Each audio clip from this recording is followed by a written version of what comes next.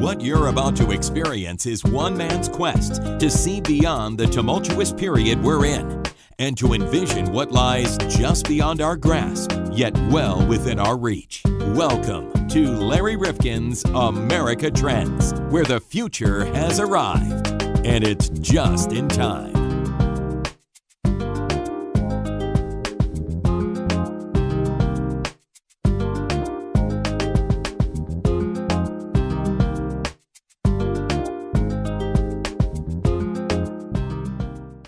America Trends back with you, and thank you for coming back to us. Larry Rifkin along with John Kropsic, and you may wonder what's on the menu today. What are we looking at going forward? And if you are working in a management group, John, in just about any company in America, you've really got to be preparing for a lot of disruption. Now, that disruption may come in various forms. For example, you may find that, you're going to be swallowed up by a new online company that didn't have a name or a logo a year ago. Well, but today, which is a lot of companies want. I mean, they're looking to be eaten up. So that is one way around. Well, I guess it can be a good thing. But if you've been in business for a long time and oops, you just didn't see it coming. And there's that small little startup company that just came up with a better way of doing whatever you've been doing for the last 30 years. And you're kind of bought in to all your processes and all of your technology, and all of a sudden they sweep you away. Now, the example of that we talk about often is Kodak. Yes. They love their film. They love their chemicals. They love their engineers. Everybody kind of hanging around Rochester, New York, thinking, hey, we're the cat's pajamas. They made some great films. No, they did. But they didn't realize nobody cares about your film. They just want their images and their memories. Right. And if my phone can give it to me. And you can get it instantly. You don't have to worry or wait to get it developed and everything. Because that was always torture for me. Well, now you can. Pictures, right, yeah, you can just take pictures and then you can edit it on the fly. Yeah. Exactly. Well, let's think about another one. I was thinking the other day about TomTom. You know, when TomTom came out and the others, Garmin, that was the greatest thing, that GPS. Yeah. Then all of a sudden, I mean, within about 2 or 3 years, who needs a separate device when GPS was being built into your car or was being built into your phone? Who needs them? I do. You still have a TomTom? I still use my TomTom. Really? Yeah. Well, it's an older car. I do. Well, yeah, I do. Plus, I don't know. I find the phone it's just clunkier, I thought, to use with my smartphone. So I can use this device that gets me there. Okay. No problem. All right. My phone is still a phone. But do you upgrade the software? Is it even available to you? Or? Yeah. No. It's a newer unit. But newer unit. Yeah, okay. Yeah, well, it's still there. But let's put it this way, John. It's been superseded by new technology. You're I mean, right. there are just so many things that we can't even keep up. It's almost dizzying now when you think about it. So we're going to be talking about a book that tries to help companies and individuals, and if you're somebody who's in some kind of corporate structure or a small business for that matter, Mastering Catastrophic Risk, how companies are coping with disruption. Now, it's not only disruption from other competitors, John. I mean, you can find yourself in difficult circumstances because of climate change and weather, that really takes your business out. But you have to look at all the near misses and all the things that could befall you if you're not alert and awake to all that's going on in your environment. It could be regulatory changes or taxes.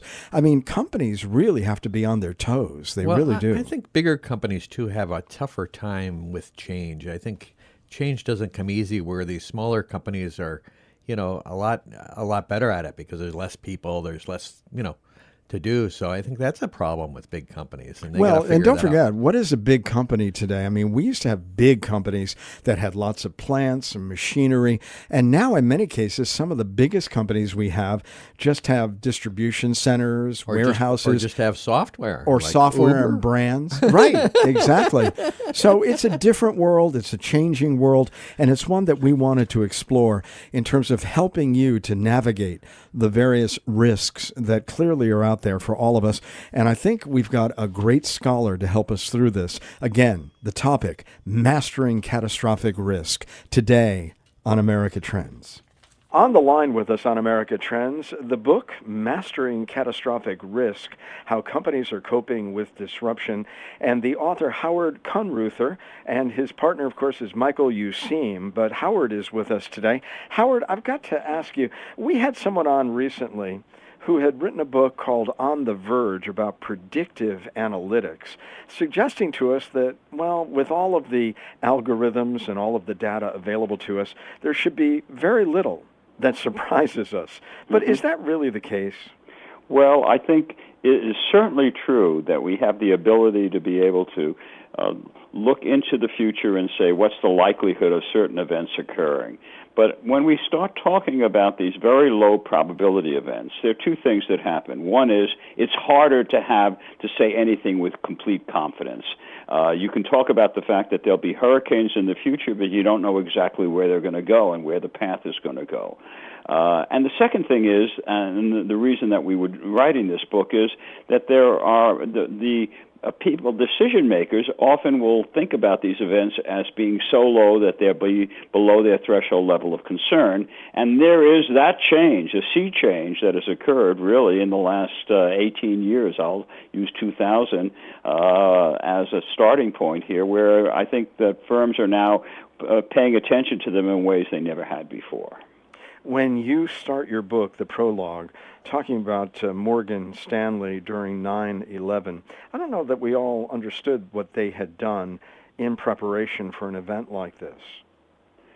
Well, I think that Morgan Stanley was an unusual company, and they certainly, that was highlighted by what happened after 9/11. Richard Rescorla, who was the CEO, had really invested in drills with the company and with preparation for possible evacuation that was actually stimulated way back by the 1993 World Trade Center event that didn't really amount to very much in the way of, and it certainly didn't require evacuation. It was certainly caused a fair amount of damage, but he did this over a period of time. So when this event occurred in 9/11, at that point he was prepared and he got everyone out of the building in a way that would have been absolutely inconceivable had people not had those drills in advance. So preparing for a disaster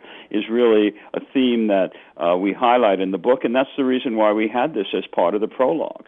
But reading that just 6 staff members of Morgan Stanley were still inside when the tower finally imploded, and he was among them. Right. Well, that's the tragedy of it all. I mean, that there are people who lost their lives as a result of this. A large number of lives were saved, but as you pointed out, he did not survive. And I think that raises always the question in terms of how do you do things in advance, but at the same time, what do you do at the time that a disaster occurs? And as you pointed out, people lost their lives because they took the steps to get everyone out at the same time. Yeah, well, he was a hero that I don't think many of us knew about. No, and then you talk right. about 7 years later, and in a very different context, the leadership of insurance giant AIG.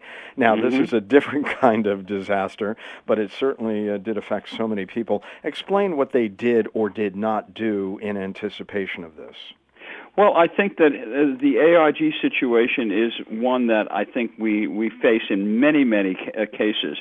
There's a small division of a company or a division of a company that is operating pretty much on its own to deal with a situation, and then things implode as a result of that. And as a result, AIG faced that exact situation with respect to the financial crisis in 2008 and 2009, where they were really in a position where their activities were such that they really didn't anticipate, essentially, the very, very low probability event. And these were related, of course, to mortgage-backed securities.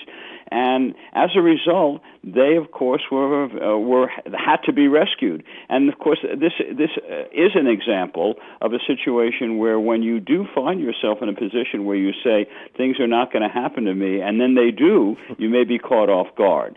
Now, a real challenge in the financial crisis, and I do want to mention that since you're bringing it up, is that if firms were in a dilemma, because if they put a lot of money into taking protection and doing things, assuming that something might happen, they might actually have been hurt very badly if no other firms were doing that. And as a result, many of them said, well, I'm going to take my chances and hope nothing happens, and of course something did. And it does raise a question, and we discussed this in the book, that there may be appropriate roles for regulation to play so you have a level playing field. Because if you don't have that, you have a competitive environment where everyone may be operating by saying, this is a very low probability event. We're going to assume it's not going to happen. And if we take steps now, maybe we'd be hurt. Now, of course, there were companies, and Goldman being one of them, that actually did recognize some of this beforehand and came out in a much better position than a company like AIG did. Let's talk about another disruption and another company that you point to. That's Walmart, the largest retailer in the world. And you came to appreciate that they actually took some precautions as it relates to Hurricane Katrina. Now, they get a lot of bad publicity, Walmart. But I do love, by the way, the quote that you use at the beginning of the book from their CEO. Make the best decision that you can with the information that's available to you at the time. Above all, do the right thing. And a lot of us wonder whether corporate titans are often doing the right thing for the right reasons. But Walmart, applying their technical understanding of global supply chains, explain what they did right in this case. Well, I think that what Walmart did was that they recognized that they needed to have emergency operations centers and coordination.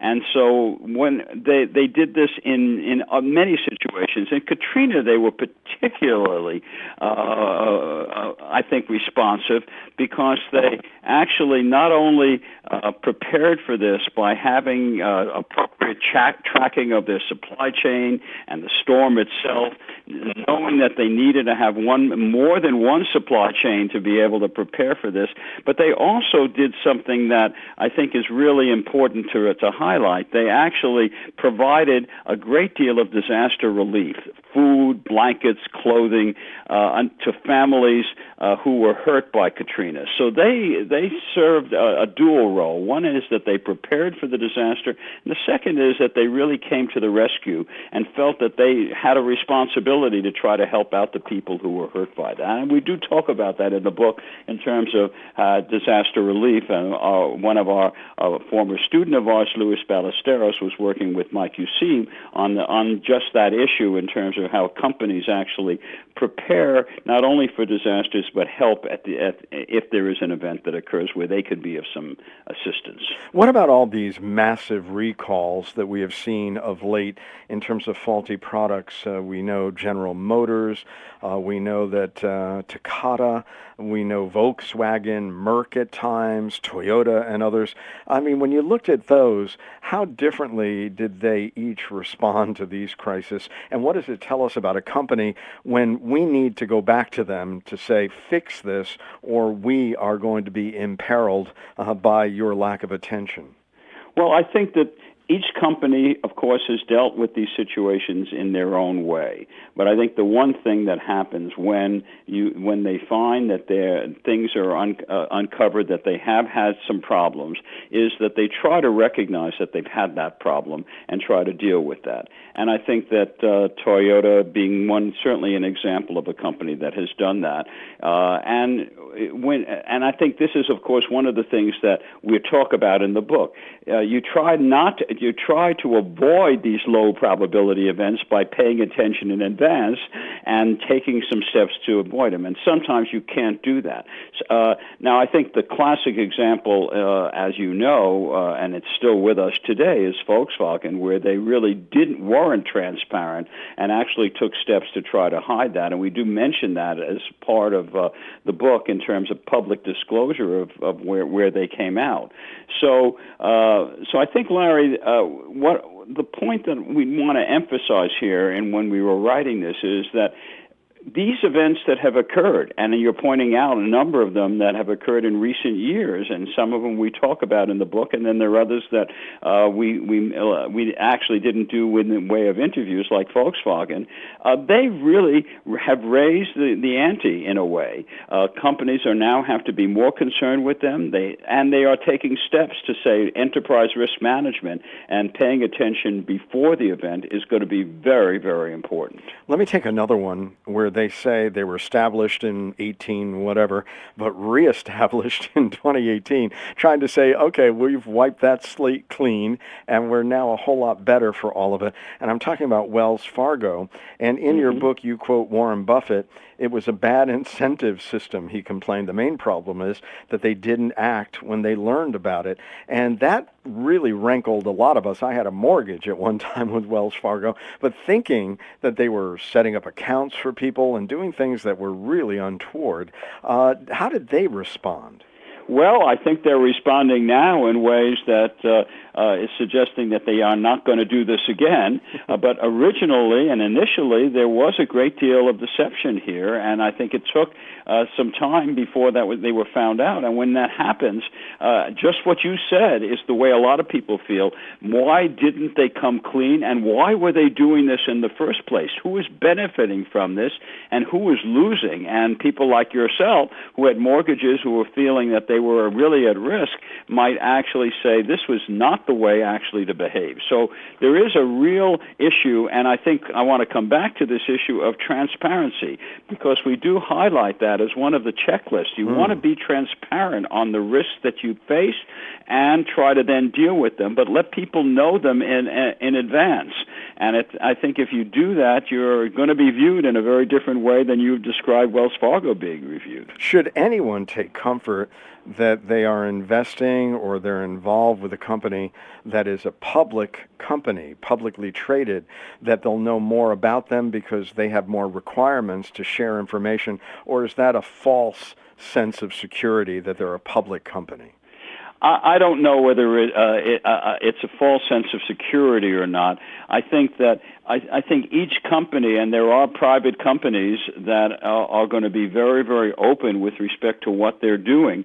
We at the Wharton School have the Huntsman, and that's a large private chemical company, and I think they pride themselves on being open. I say that not to tout them as such, but to say that there's a private company that might be that way. So I think each company is going to do things in a different way, and I think that the examples that we've just been discussing are cases where they haven't been as open as they could be.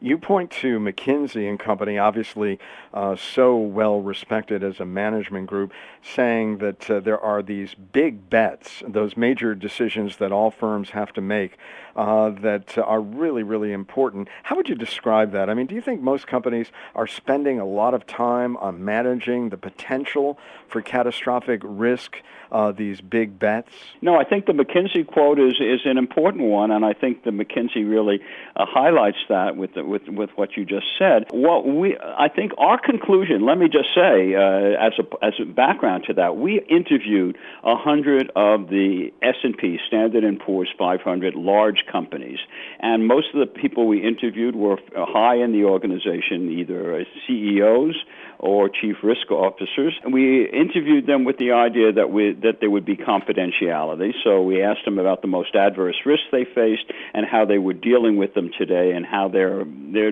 decision process had changed over the years. And in the book, we do never specify any individual per se, or even what the company is. We just mention, a large financial institution, a large chemical company, and mention who the individual is. And we do have quotes from these people. And I think that the general conclusion, Larry, that we come to through these interviews, and then through a lot of work looking at reports that they've written, like 10K reports that come out every year, has been that this is now high on their agenda because of what has happened. And so they are paying a great deal more attention to trying to avoid these events in the future by looking at worst-case scenarios rather than saying the probability is below my concern, by thinking about near misses and things that could have happened but didn't happen but that they can learn something from, and actually by paying attention to other companies' misfortunes. So I think that there is a major sea change, and And the other group that is paying more attention to this are the board of directors, because this is high on their agenda. They recognize that they can provide advice, and they are willing to do so without necessarily getting involved in the details.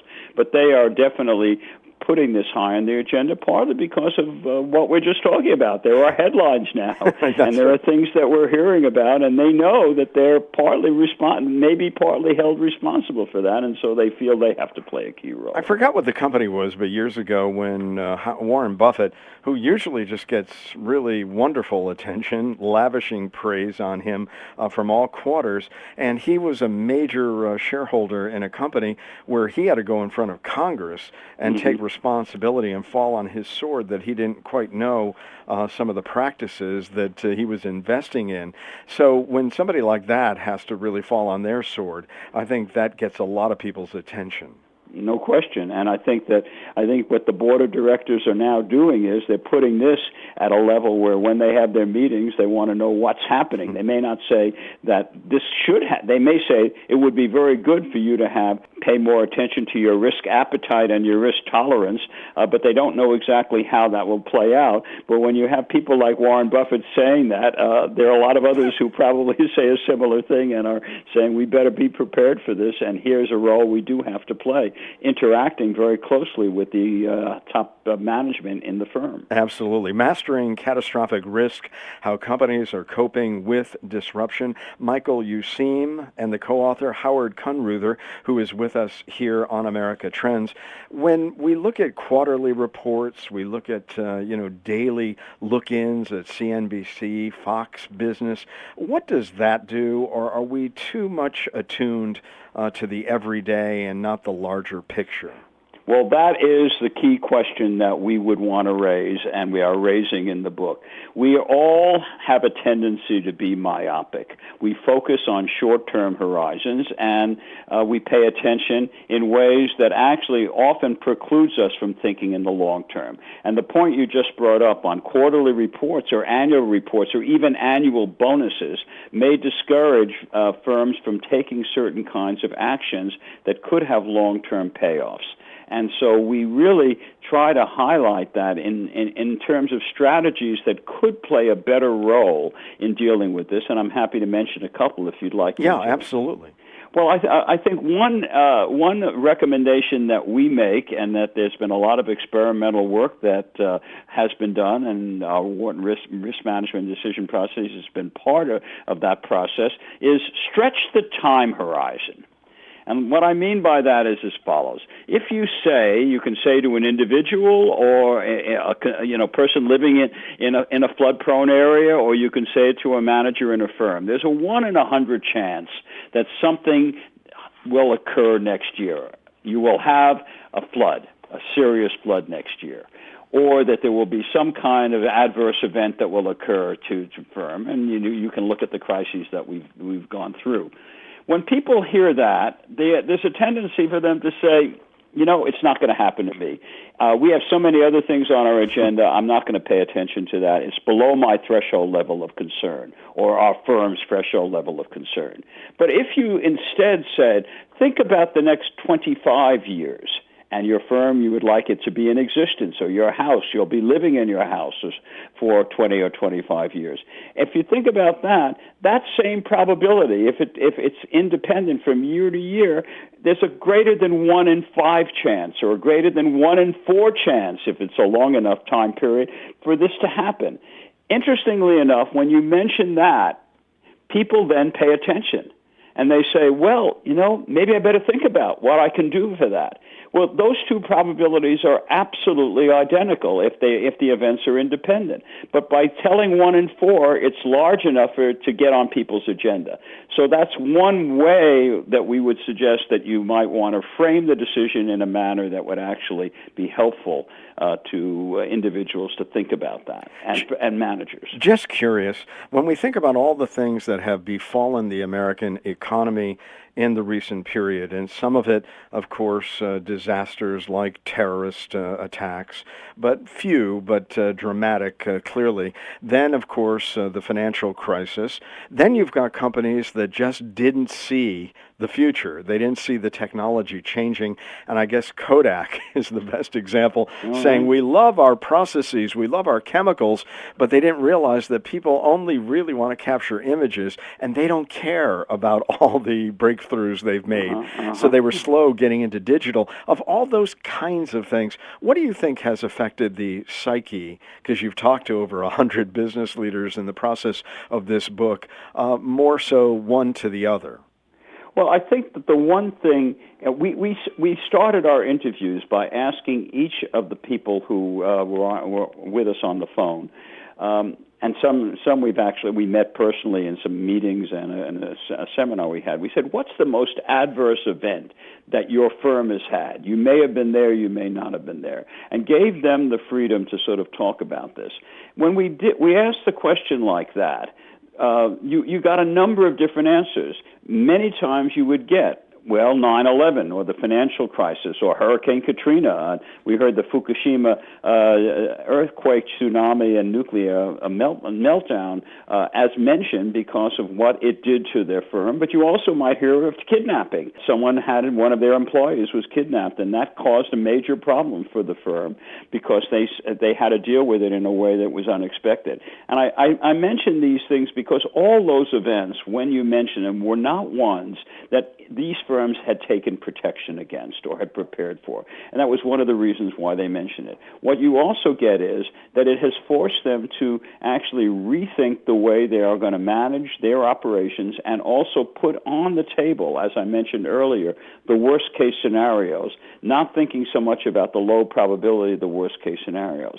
And so we found when we talked to them about just the question you're asking about how they were perceiving the world, they really found themselves reacting in a way that enabled them to say, we are now changing. And the question I think we all can ask is, will that continue over time if nothing happens?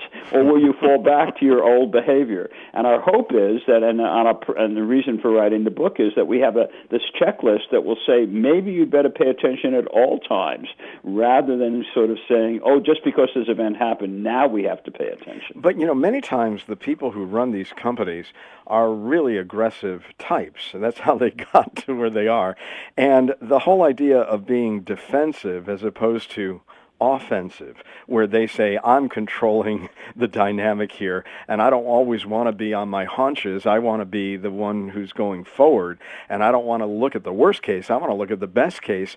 Do you find that mentality or that psychology having an impact on whether they really want to plan for some of these perhaps unforeseen events?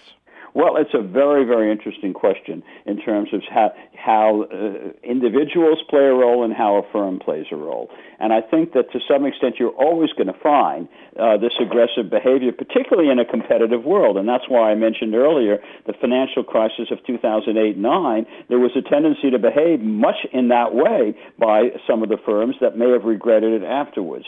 I think one of the feelings that we had was that if you began to start thinking about this problem as not just at the level of the CEO or the very high person, but for all employees in the company, as many firms are doing as they're moving into enterprise risk management, and that everyone has an opportunity to play a role, you have a chance to dampen that kind of behavior by having people at lower levels actually suggesting maybe these are things we'd better think about, and have a culture in the organization that we really want to prepare rather than having someone say, oh, let's try and see if we can make as much money as we can in the next year. Well, I love you've got 15 steps toward mastering catastrophic risk. Think long term, consider worst case scenarios, appreciate global interconnections, be aware of fighting the last war, conduct after action reviews. Lots of really practical information. The book, who would benefit most from reading this? I would imagine across all industries and people at mid-management and higher levels. Well, we'll find that out as time tells. But what we obviously want the companies that we have spent time with, we hope they will pay attention now because they gave a lot of their time, and we hope that they would look at this as something that would be useful in their organization at all levels. We'd also hope that small businesses and others that are actually struggling because they have a lot of constraints might also pay attention to ways that they can change their behavior and address it. We did not interview small businesses, but we have spent a lot of time with them over the years, and I think that we like them to benefit. And then there's a whole other group out there, and there's the public. I mean, the general public. This book we like to think is written in a way that will be attractive to people who are thinking about their own lives and also how their lives tie in with their organizations. So we hope that plays a role. And finally, and of course this is something that I would say, we hope the academic community takes this seriously and that there's some interest in their actually seeing this as being helpful in terms of some courses that might actually fit into the area that well, if they don't listen to you guys at Wharton School, I mean, obviously Wharton's gotten a lot of attention lately because of one of your alum, but also you're a great school. In closing, when we look at this, how companies are coping with disruption, would you define this as an incredibly disruptive era between climate change and uncertainties globally and just the pace of change technologically? Is this a very disruptive period? This is a very disruptive period. I think, we can say it from our own personal perspectives, but as you're saying, from the world, from the global perspective. Climate change being a wonderful example that you just used, because we need to pay attention to this now. We can't wait, and I think there's a tendency to sort of say it won't happen and to look at where we are right now. So I think it is a highly disruptive environment that we need to actually take some steps. And I would end by indicating that, a phrase that we would like to use, and I'll use now, is expect the unexpected. Be unsurprised by surprise. And I think if we could operate on that level, I think life will become more interesting in many ways, but it also will force one to sort of say, maybe we better pay attention now rather than waiting until something serious happens. Well, I hope our listeners to America Trends are paying strict attention to what you've been saying. Howard Kunreuther and Michael Useem, Mastering Catastrophic Risk, How Companies Are Coping with Disruption. Thank you very much, Howard. We really appreciate it. It's been my pleasure, and thank you for your very insightful questions.